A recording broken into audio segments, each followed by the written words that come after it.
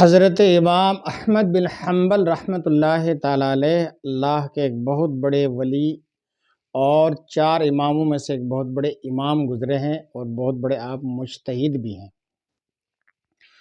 ایک بار یہ سفر میں تھے، ملک عراق کا واقعہ ہے کہ آپ وہاں ایک گاؤں سے گزرے، رات ہو گئی تو آپ رات ٹھہرنے کے لیے ایک مسجد میں گئے، لیکن مسجد کے چوکیدار نے آپ کو مسجد سے باہر نکال دیا۔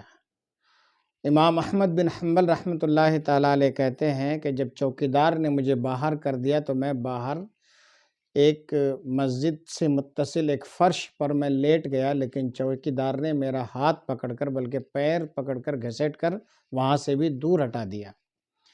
تھوڑی دیر میں ایک نیک شخص میرے قریب آیا اور اس نے میرے ساتھ یہ سلوک ہوتے ہوئے دیکھا تو اس نے میرا ہاتھ پکڑا اور اپنے گھر لے گیا۔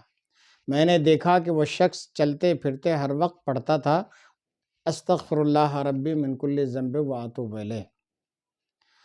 رات میں ان کے گھر ٹھہرا، صبح ہوئی، میں نے پوچھا کہ آپ جو ہر وقت استغفر اللہ ربی من کل ذنب واتوب الیہ پڑھتے ہو، کیا اس سے آپ کو کوئی فائدہ حاصل ہوا؟ اس کا کوئی فائدہ آپ کو حاصل ہوتا ہے؟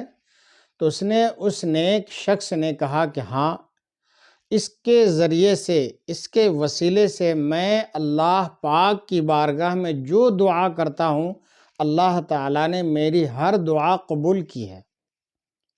ہاں، ایک دعا میں نے مانگی تھی لیکن ابھی تک وہ دعا قبول میری نہیں ہوئی۔ کہا کیا؟ کہا میں نے دعا کی تھی کہ پروردگار مجھے امام احمد بن حنبل سے ملا دے، یعنی ان سے میری ملاقات ہو جائے، ابھی تک میری وہ دعا قبول نہیں ہوئی ہے۔ حضرت امام احمد بن حنبل رحمۃ اللہ تعالیٰ علیہ کہتے ہیں کہ میں ہی احمد بن حنبل ہوں، اور دیکھو مجھے کس طرح سے گھسیٹ کر تمہارے پاس لایا گیا ہے۔ معلوم ہوا کہ دعا قبول ہوتی ہے، دیر چاہے لگ جائے، تاخیر چاہے ہو جائے، دعا قبول ہوتی ہے۔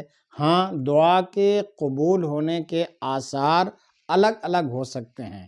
بعض دعائیں جلدی قبول ہو جاتی ہیں، بعض دعائیں دیر سے قبول ہوتی ہیں، اور بعض دعائیں ایسی ہوتی ہیں کہ جو ہم مانگتے ہیں اللہ کی مشیت میں وہ ہمارے لیے بہتر نہیں ہوتی ہے، تو اس کے بدلے میں ہمیں دوسری چیز دے دی جاتی ہے، لیکن دعا قبول ہوتی ہے۔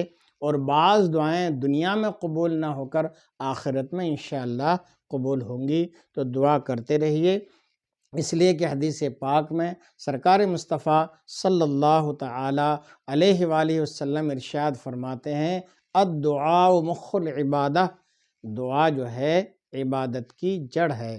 دعا مانگا کریں، رب سے امید رکھیں، پورا بھروسہ رکھیں، اعتماد رکھیں، یقین رکھیں، انشاءاللہ تعالی اللہ پاک ہماری آپ کی دعاؤں کو قبول فرمائے گا۔